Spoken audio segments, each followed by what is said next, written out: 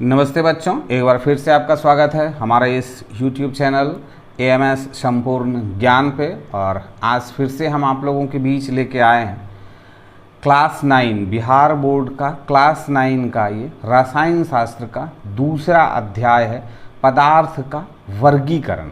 इससे पहले हम लोगों ने अपने आसपास के पदार्थ के बारे में पढ़ा था, पदार्थ के गुणों के बारे में पढ़ा, किसको पदार्थ कहते हैं इसके बारे में पढ़ा। अगर आपने इससे पहले के क्लासेस को नहीं देखा है तो आपसे हमारा रिक्वेस्ट है कि आप इससे पहले के क्लासेस को जाके देखें। प्लेलिस्ट में आपको सीक्वेंस वाइज क्लासेस मिलेंगे, फिर उसका क्वेश्चन आंसर मिलेगा और उसके बाद फिर ये दूसरा अध्याय आपको मिलेगा। आज के इस अध्याय में हम लोग पदार्थ के अलग अलग गुणों के बारे में अध्ययन करेंगे। तो क्या है, देखिए, क्लास को स्टार्ट देने से पहले आपसे मेरा रिक्वेस्ट है कि अगर आप इंग्लिश सीखना चाहते हैं तो हमारा खुद का एक चैनल है AMS स्पोकन गुरु के नाम से। आप हमारे इस चैनल को विज़िट करें और वहां से जाके आप ट्रांसलेशन और ग्रामर इस दोनों को आप देख सकते हैं, सीख सकते हैं। और दूसरे विषयों को भी पढ़ना है, 9th क्लास के और भी दूसरे विषयों को पढ़ने के लिए आप हमारे प्लेलिस्ट में ज़रूर जाएँ। सबसे पहले क्या है, देखिए, पहले अध्याय में हम लोग पदार्थ और उनके 3 विभिन्न रूपों के बारे में पढ़ चुके हैं। पदार्थ के 3 रूपों के बारे में हम लोगों ने पढ़ा, पदार्थ के ठोस रूप, पदार्थ के गैसीय रूप और पदार्थ के तरल रूप। इन 3 रूपों को हम लोगों ने इससे पहले के अध्याय में पढ़ लिया है। हम लोग पदार्थ के तीनों रूपों के प्रमुख भौतिक गुणों की जानकारी प्राप्त कर चुके हैं। प्रस्तुत अध्याय के अंतर्गत रासायनिक संरचना के आलोक में पदार्थ का वर्गीकरण किया जाएगा। इसके अंतर्गत हम लोग पदार्थ में होने वाले परिवर्तनों का भी अध्ययन करेंगे कि पदार्थ में परिवर्तन किस तरह से होते हैं और पदार्थ के क्या क्या गुण हैं। तो रासायनिक संरचना पर आधारित वर्गीकरण क्या है कि रासायनिक संरचना के आधार पर पदार्थ को 3 वर्गों में विभाजित किया जा सकता है: तत्व, यौगिक और मिश्रण। रासायन को समझने के लिए, केमिस्ट्री को समझने के लिए सबसे पहले आपको इस तत्व को, इस यौगिक को और इस मिश्रण को समझना बहुत ही ज़रूरी होता है। मिश्रण तो बहुत ही साधारण सा चीज़ है, आप इसको समझ जाएंगे, मगर तत्व और यौगिक ये दोनों बहुत ही टफ होते हैं। इनको अगर आप अच्छी तरह से समझ जाएंगे कि कौन सा यौगिक है और कौन सा तत्व है तो आपको आगे रसायन में, केमिस्ट्री में परेशानी नहीं होगी। इसलिए आप थोड़ा सा क्लास को बारीकी से सुनेंगे तभी आप समझ पाएंगे। सबसे पहले देखिए कि कोई सा भी चीज़ जो भी है उसको हम क्या बोलते हैं, वो पदार्थ हो गया। पदार्थ के 2 रूप हो गए, एक शुद्ध पदार्थ हो गया तो दूसरा अशुद्ध पदार्थ जिसको मिश्रण बोलते हैं। लेकिन आप मान के चलिए कि एक पदार्थ है, उसके 2 रूप हैं, एक शुद्ध रूप है और एक दूसरा अशुद्ध रूप है। शुद्ध रूप में भी 2 रूप हैं, शुद्ध रूप में भी 2 रूप हैं। पहला रूप क्या हो गया, तत्व, और दूसरा रूप क्या हो गया, यौगिक। तत्व किसको बोलते हैं? तत्व हम उसी को बोलते हैं जो एक परमाणुओं से बना हुआ होता है और जिसकी संरचना एक जैसी होती है। उसको हम किसी दूसरे तत्व में या पदार्थ में किसी भी तरह से हम उसको न रासायनिक न भौतिक किसी क्रिया के द्वारा हम उसको नहीं बदल सकते हैं। उसको हम तत्व कहते हैं। जैसे हाइड्रोजन है, ऑक्सीजन है, तांबा है, लोहा है, इसको हम किसी भी रासायनिक या भौतिक परिवर्तन से सिर्फ इसका उपयोग करके हम इसको दूसरे तत्वों में या दूसरे यौगिकों में या फिर दूसरे पदार्थों में हम नहीं बदल सकते हैं। यौगिक किसे कहते हैं? 2 तत्व या 2 से अधिक तत्वों के मिलने से जो तीसरा पदार्थ हमें प्राप्त हुआ, जो उन 2 तत्वों, जिन 2 तत्वों को मिला के मैंने तीसरा पदार्थ बनाया, उन तत्वों का कोई भी गुण उसमें उपस्थित ना रहे, वो अपने वास्तविक गुण से अलग हो जाए, उसे हम तत्व कहते हैं, उसे हम यौगिक कहते हैं। और उस यौगिक को हम किसी भी भौतिक प्रक्रिया से फिर से हम उसको उस तत्व में परिवर्तित नहीं कर सकते हैं, उसी को हम यौगिक कहते हैं। अब कैसे है देखिए, हाइड्रोजन ये एक ही परमाणुओं से बना है, ऑक्सीजन इसके भी जो परमाणु हैं वो समान प्रकार के परमाणुओं से ऑक्सीजन बना है, तांबा समान प्रकार के परमाणुओं से ही, यानी एक प्रकार के परमाणुओं से ही ऑक्सीजन, हाइड्रोजन, तांबा, लोहा और भी इस तरह के बहुत सारे तत्व हैं जो कि बने हैं। लेकिन यौगिक में क्या है, यौगिक में जल है। जल जो है वो एक तत्व का बना हुआ नहीं है, जल में दो तत्वों का मिलन है, दो तत्वों के मेल से वो जल बना हुआ है।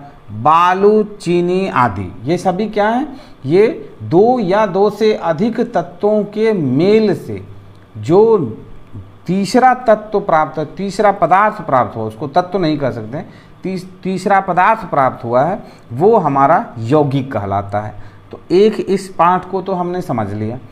अब अशुद्ध पदार्थ में क्या है, मिश्रण है, एक समांग मिश्रण है और एक विषमांग मिश्रण है। समांग मिश्रण में क्या है, वायु, जल में नमक का विलयन आदि। वायु, ये जो आप वातावरण में हवा को देख रहे हैं, वायु को देख रहे हैं, इसमें हाइड्रोजन, ऑक्सीजन, नाइट्रोजन बहुत तरह के इसमें गैस मिले हुए हैं, तो इनका सबका मिश्रण जो है वो समांग मिश्रण है, या फिर पानी में नमक का मिलना, ये जो विलयन है वो क्या है, वो समांग मिश्रण है। समुद्र के जल में जो क्षारीयता है, उसमें जो नमक की मात्रा है, वो आप समुद्र के किसी भी भाग से अगर जल को लेते हैं तो उसमें समान मात्रा में नमक का मिश्रण मिला हुआ है। विषांग मिश्रण क्या है, विषांग मिश्रण है कागज या फिर कुहासा। कुहासा में क्या है, जल के छोटे छोटे कण होते हैं और फिर वायु होते हैं, तो वो सभी मिलके जो बने हुए हैं तो वो क्या है, वो विषांग मिश्रण है। कागज जो बनते हैं वो विषांग मिश्रण से बने हुए हैं, तो ना वो यौगिक हैं ना वो तत्व हैं, वो क्या है, वो विषांग मिश्रण है। अब आगे देखिए क्या कह रहा है, तत्व। तत्व किसको कहते हैं, तत्व पदार्थ का एक शुद्ध और सरलतम द्रव्य है जो किसी भी भौतिक या रासायनिक विधि द्वारा दो या दो से अधिक सरल द्रव्यों में विभाजित नहीं किया जा सकता है, उसी को हम तत्व कहते हैं। तत्व किसको कहते हैं, जो एक ही प्रकार के परमाणुओं के बने होते हैं और उनको रासायनिक या भौतिक दोनों में से किसी भी प्रक्रियाओं के द्वारा हम उसको दूसरे तत्वों में नहीं विभक्त कर सकते हैं, उसको दूसरे तत्वों में हम कन्वर्ट नहीं कर सकते हैं, उसे हम तत्व कहते हैं। जैसे हाइड्रोजन है, ऑक्सीजन है, नाइट्रोजन है, फास्फोरस है, सल्फर है, तांबा, चांदी, सोना, प्लेटिनम इत्यादि तत्व के उदाहरण हैं। ये जितने भी हैं, हम हाइड्रोजन को किसी भी रासायनिक या भौतिक प्रक्रिया से हम इसको दूसरे तत्व में, दूसरे पदार्थ में मतलब परिवर्तित नहीं कर सकते हैं। ऑक्सीजन को परिवर्तित नहीं कर सकते हैं, नाइट्रोजन को परिवर्तित नहीं कर सकते हैं, तो हम इसको तत्व कहते हैं। ये एक शुद्ध तत्व है। तत्व की विशेषताएं क्या है, यह एक ही प्रकार के परमाणुओं से बना होता है, ये मैंने आपको पहले ही बताया। अन्य तत्वों के गुणों से भिन्न किसी तत्व के कुछ विशिष्ट गुण होते हैं। हाइड्रोजन एक तत्व है क्योंकि यह किसी भी भौतिक या रासायनिक विधि द्वारा दो या दो से अधिक सरल द्रव्यों में विभाजित नहीं किया जा सकता। यह सिर्फ हाइड्रोजन परमाणुओं का ही बना होता है जिसकी परमाणु संख्या 1 होती है। जल एक तत्व नहीं है क्योंकि जल में विद्युत धारा प्रवाहित करने पर जल विभाजित होकर सरल तत्व हाइड्रोजन और ऑक्सीजन बनाता है। जल में जब आप विद्युत धारा को प्रवाहित करते हैं तो उससे हाइड्रोजन और ऑक्सीजन दोनों अलग अलग हो जाते हैं, और हाइड्रोजन और ऑक्सीजन को जब मिला के उसमें आप विद्युत धारा को प्रवाहित करते हैं तो वो जल को बना लेता है। तो जल क्या है, वो दो शुद्ध तत्वों के मेल से बना हुआ यौगिक है, और उस यौगिक को जब हम विद्युत धारा प्रवाहित करके फिर से हम उसको अलग अलग हाइड्रोजन और ऑक्सीजन दो गैसों में विभाजित कर देते हैं, जबकि वो दो गैस हैं लेकिन उनको जब हम समान रूप से मिश्रण करके रासायनिक संयोग से उसको हम जल बनाते हैं तो वो जल हमारा क्या होता है, वो एक तरल पदार्थ बन जाता है। इसी प्रकार साधारण नमक सोडियम क्लोराइड भी तत्व नहीं है, क्योंकि यह सोडियम और क्लोरीन दो विभिन्न गुण वाले सरल तत्वों से बना है। ये जो साधारण नमक है जिसमें सोडियम क्लोराइड है, ये भी क्या है, तत्व नहीं है। क्यों नहीं है? क्योंकि ये सोडियम और क्लोरीन दो गुण वाले, दो भिन्न भिन्न गुण वाले तत्व मिलके ये बने हैं। तो ये क्या है, ये यौगिक हैं। अब तक 111 से अधिक तत्वों का आविष्कार हो चुका है। क्या है? अब से अभी तक में 111 तत्वों का आविष्कार हो चुका है, यानी उसको खोजा जा चुका है। इसमें 92 तत्व प्रकृति में पाए जाते हैं, जबकि अन्य संश्लेषित तत्व हैं। अब देखिए तत्वों का वर्गीकरण, क्लासिफिकेशन ऑफ एलिमेंट। तत्व मुख्यतः दो प्रकार के होते हैं, धातु और अधातु। तत्वों की एक तीसरी श्रेणी भी होती है जिन्हें उपधातु कहते हैं। उपधातुओं के गुण धातुओं और अधातुओं के गुण के मध्यवर्ती होते हैं।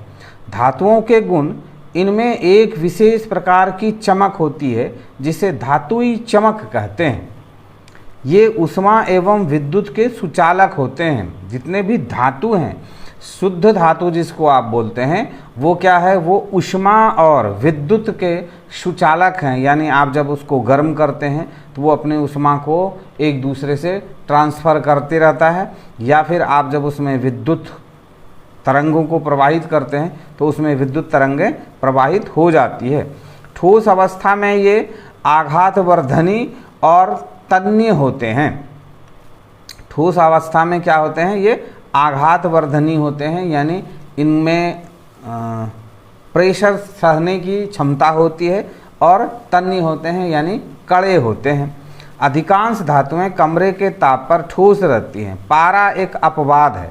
पारा भी एक शुद्ध धातु है, लेकिन ये एक अपवाद है कि ये कमरे के तापमान पे भी पिघला हुआ रहता है। सोडियम, पोटासियम, जस्ता, तांबा, सोना, चांदी, लोहा, एल्यूमिनियम आदि धातुओं के उदाहरण हैं। ये सभी क्या हैं, ये धातु हैं, एक ही परमाणुओं के बने होते हैं। और धातुओं के गुण, इनमें प्रायः कोई विशेष चमक नहीं होता है।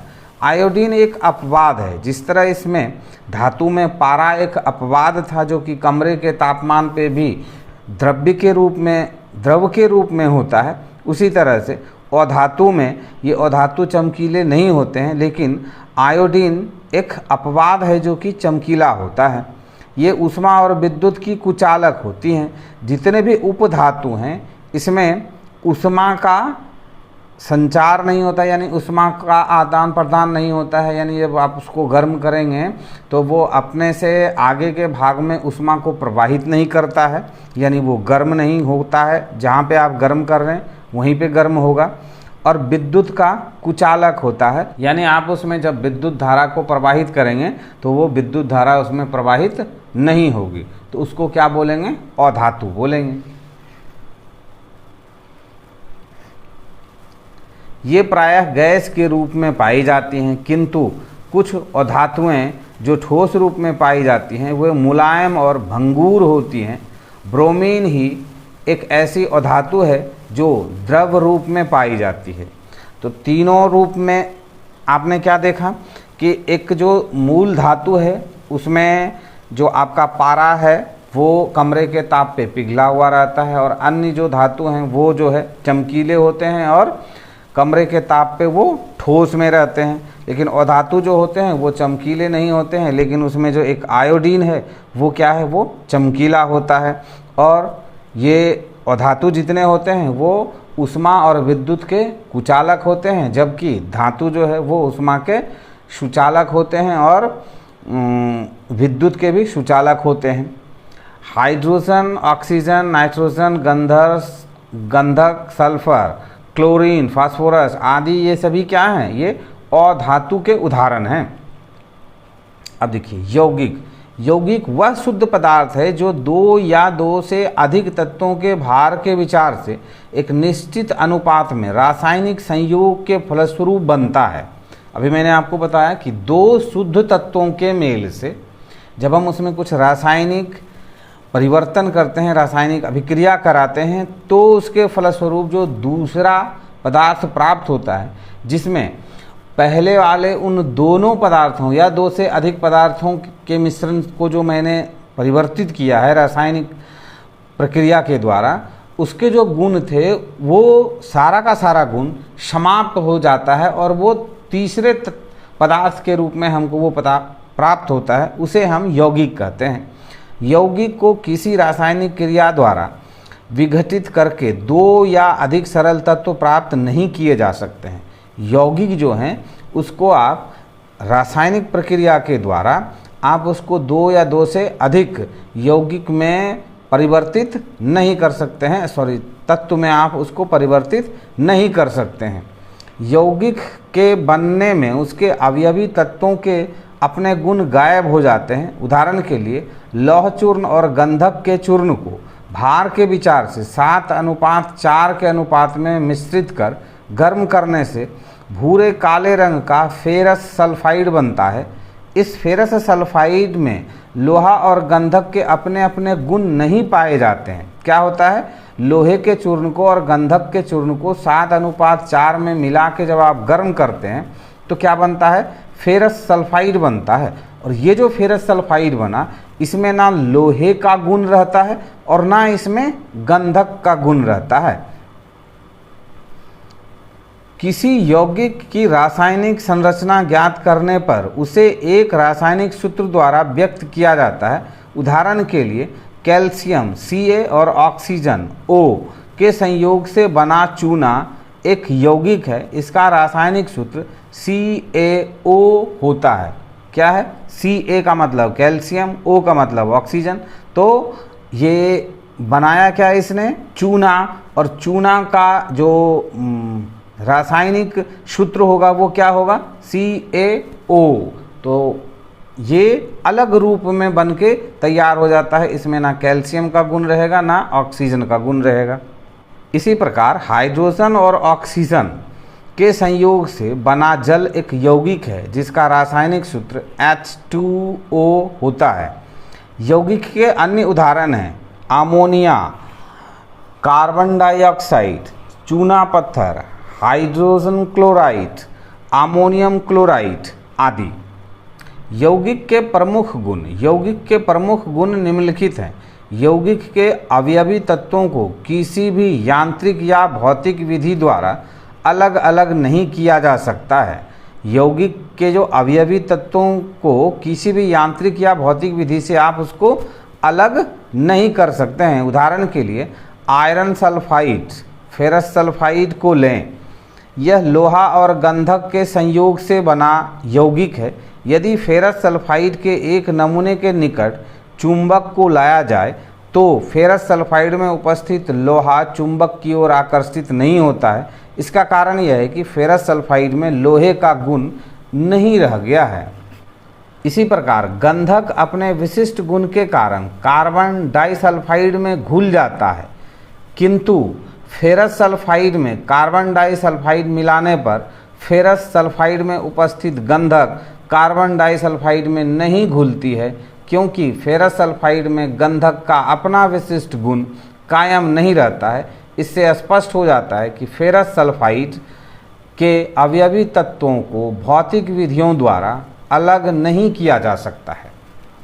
किसी यौगिक के गुण उसके अवयवी तत्वों के गुणों से बिल्कुल भिन्न होता है। क्या होता है, जब आप दो तत्वों या दो से अधिक तत्वों के संयोग से जब तीसरे पदार्थ का निर्माण होता है तो वो जो तीसरा पदार्थ बनता है उसमें उस पदार्थ को बनने में जो तत्व इस्तेमाल किया गया है उस तत्व के गुण उस बने नए पदार्थ के गुण से भिन्न हो जाता है। उसमें वो सारा गुण खत्म हो चुका रहता है। उदाहरण के लिए हाइड्रोजन और ऑक्सीजन के संयोग से बना जल एक यौगिक है, किंतु जल के गुण हाइड्रोजन और ऑक्सीजन दोनों के गुणों से बिल्कुल भिन्न होते हैं। हाइड्रोजन और ऑक्सीजन दोनों ही गैस हैं, जबकि जल एक द्रव्य है। ये चीज़ तो मैंने आपको पहले ही बता दिया है। इसके अतिरिक्त हाइड्रोजन एक ज्वलनशील गैस है, ऑक्सीजन अज्वलनशील किंतु ज्वलन का पोषक है। ऑक्सीजन जलता नहीं है, वो जलने में सहयोग करता है। जल ना तो ज्वलनशील होता है और ना ज्वलन का पोषक होता है। आप अगर आग पे पानी दे देंगे तो आग बुझ जाएगा। सोडियम एक ठोस एवं अति क्रियाशील धातु है और क्लोरीन तीखी गंध वाली एक गैस। इसके अतिरिक्त सोडियम और क्लोरीन दोनों ही विषैले होते हैं, किंतु इन दोनों के संयोग से बना यौगिक सोडियम क्लोराइड हमारे दैनिक भोजन का अति आवश्यक अवयव है। तो क्या है, क्लोरीन और सोडियम ये दोनों क्या हैं, विषैले हैं, लेकिन जब इन दोनों के सहयोग से सोडियम क्लोराइड बनता है तो वो उसमें क्लोरीन और सोडियम इस दोनों के जो गुण होते हैं वो खत्म हो जाते हैं और तीसरे गुण के यौगिक सोडियम क्लोराइड बन जाते हैं, जो कि उन दोनों के गुण से वो भिन्न होते हैं। सोडियम क्लोराइड के गुण सोडियम और क्लोरीन दोनों के गुणों से भिन्न होते हैं। किसी यौगिक के बनने में ऊष्मा या प्रकाश के रूप में ऊर्जा का प्रायः उत्सर्जन या अवशोषण होता है। कोई सा यौगिक जो यानी दो तत्वों के मेल से जो तीसरा पदार्थ तैयार होता है उसमें या तो ऊर्जा का उत्सर्जन होता है या फिर उसका अवशोषण होता है, यानी दोनों के मिलने से ऊर्जा या तो और बढ़ती है या फिर वो ऊर्जा को खर्च करके खपत करके वो तीसरे पदार्थ के रूप में परिवर्तित होता है। उदाहरण के लिए हाइड्रोजन या ऑक्सीजन गैसों को परस्पर मिश्रित कर देने पर उसके बीच तब तक अभिक्रिया नहीं होती है जब तक कि मिश्रण में विद्युत चिनगारी ना उत्पन्न की जाए। उपर्युक्त मिश्रण को ऊर्जा की आपूर्ति होने पर दोनों गैसें परस्पर संयोग करके जल बनाती है। तो हाइड्रोजन और ऑक्सीजन इन दोनों गैसों के मिश्रण के बीच में जब विद्युत चिनगारी उत्पन्न की जाती है तभी वो जल में परिवर्तित होती है। यदि लोहा और गंधक के मिश्रण को साधारण ताप पर ही रहने दिया जाए तो उसके बीच तब तक अभिक्रिया नहीं होती है जब तक मिश्रण को गर्म ना किया जाए।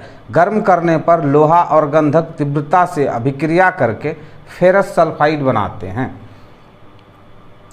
यौगिक में उनके अवयवी तत्व भार के विचार से एक निश्चित अनुपात में रहते हैं। उदाहरण के लिए जल में चाहे किसी भी स्रोत से प्राप्त किया जाए, हाइड्रोजन और ऑक्सीजन का भार के विचार से अनुपात हमेशा 1:8 ही रहेगा। चाहे वो जल आप कहीं से भी प्राप्त किए हों, उस जल में जो हाइड्रोजन और ऑक्सीजन का अनुपात होगा वो 1:8 ही होगा। अर्थात जल में हाइड्रोजन और ऑक्सीजन के भारों का अनुपात स्थिर रहता है।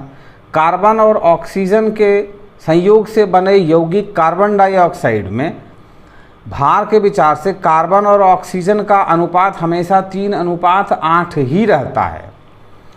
यौगिक के द्रवणांक और क्वथनांक निश्चित होते हैं। उदाहरण के लिए बर्फ जो है वो क्या है, वो एक यौगिक है, वो 0 डिग्री पर ही पिघलता है और जल हमेशा 100 डिग्री पर ही उबलता है।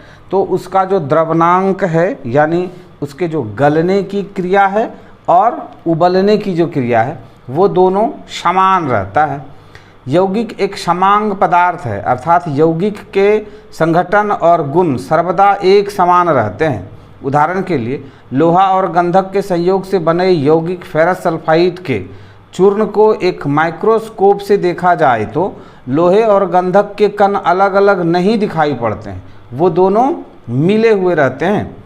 रासायनिक यौगिक चूँकि तत्वों के रासायनिक संयोग के फलस्वरूप यौगिक बनते हैं, इसलिए इन्हें रासायनिक यौगिक भी कहते हैं। यौगिक कहें या रासायनिक यौगिक कहें वो एक ही चीज़ है। तत्व और यौगिक के गुणों की कुछ विभिन्नताओं का उल्लेख किया गया है। अब इस सारणी को अगर आप सही से पढ़ेंगे तो आप समझ पाएंगे कि किस तरह से तत्व और यौगिकों में अंतर होता है। तो क्या है, देखिए, तत्व वह पदार्थ है जिसमें 2 या अधिक विभिन्न पदार्थों में विभाजित नहीं किया जा सकता है। तत्व को 2 या 2 से अधिक पदार्थों में आप उसको विभाजित नहीं कर सकते हैं, जबकि यौगिक को रासायनिक विधि द्वारा 2 या 2 से अधिक विभिन्न गुण वाले पदार्थों में विभक्त किया जा सकता है। जैसे आप जल एक यौगिक है, उसको आप क्या करते हैं, दो अलग पदार्थों में आप उसको विभाजित कर देते हैं, हाइड्रोजन और ऑक्सीजन में आप उसको बदल लेते हैं। तत्व एक ही प्रकार के परमाणुओं का बना होता है, जबकि यौगिक विभिन्न प्रकार के परमाणुओं का बना होता है। तत्व सिर्फ एक ही पदार्थ का बना होता है, जबकि यौगिक दो या दो से अधिक पदार्थों का बना होता है। तत्वों के भौतिक और रासायनिक गुण यौगिकों से भिन्न होते हैं, जबकि यौगिकों के भौतिक और रासायनिक गुण तत्वों से भिन्न होते हैं। क्या होते हैं कि तत्वों में एक ही परमाणुओं से तत्व बने होते हैं और यौगिक एक से दो या दो से अधिक तत्वों से यौगिक बने होते हैं। तत्व का सूक्ष्मतम कण परमाणु कहलाता है और यौगिक का सूक्ष्मतम कण अणु कहलाता है। तो इस सारणी को अगर आप सही से पढ़ेंगे तो अच्छी तरह से समझ पाएंगे। तो आज के इस क्लास को हम यहीं पे द एंड करते हैं। हमारा ये पहला क्लास आज यहाँ पे द एंड होता है, क्योंकि वीडियो क्लास लंबा हो जाने से फिर हमको अपलोड करने में परेशानी होती है, इसलिए हम इसको हर एक अध्याय को 4, 5, 6 भागों में विभाजित करके बनाते हैं। तो आप अगर इस वीडियो क्लास को देख रहे हैं तो इसके बाद वाले क्लास को देखने के लिए आप हमारे चैनल को अगर अभी तक सब्सक्राइब नहीं किए हैं तो आप सब्सक्राइब कर लें और सब्सक्राइब करके बेल आइकन को ऑल पे क्लिक कर दें, तभी आपको मेरे द्वारा नेक्स्ट वीडियो जो अपलोड होगा उसका नोटिफिकेशन मिल पाएगा। और भी दूसरे चीज़ों को देखने के लिए आप हमारे प्लेलिस्ट में ज़रूर जाएँ। वीडियो क्लास अच्छा लगा हो तो लाइक ज़रूर करेंगे और कमेंट्स करके ज़रूर बताएं कि आपको ये क्लास कैसा लगा। तो मिलते हैं हम फिर इसके दूसरे क्लास में।